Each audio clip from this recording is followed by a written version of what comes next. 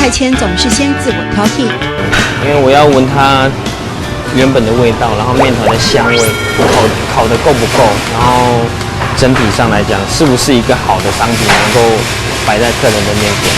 即便已经是全国法国及欧洲面包大赛冠军，即便做的是最拿手的品相，张太谦对每一个面包颜色、外形、口感，甚至膨胀比例都不敢轻忽。一般我们好的法国面包会有四种颜色，1、2、3跟4，那这4种颜色味道不一样。67年次的张太谦要代表台湾参加世界杯面包大赛，背负着吴宝春师傅之后连霸冠军的压力。我的心态一直都保持在0的位置，这样我才有办法去吸收新的东西啦。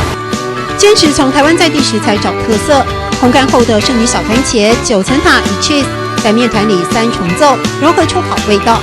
所以这个面包据说要有国父革命的精神。对，因为这个面包测试的大概失败了不下10次，所以每次一直测试，一直吃，一直测试，后来才完成了这个成品。所以真的是唔好强难中，我平常不一样，不要怕挑战，爱拼才会赢，对不对？对精益求精的心态，这位冠军师傅连夺得台湾第1的面包都还不满意。拿屏东特产厚皮香蜜与南化芒果干以及东方美人茶烘焙的香蜜美人，在张太谦的坚持之下，大家得等拿到世界冠军才要问世。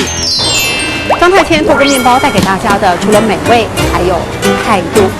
2012年世界杯面包大赛，他希望为台湾再拿一个冠军，让客家食材站上国际舞台，会是什么样的好味道？是个美好的想象。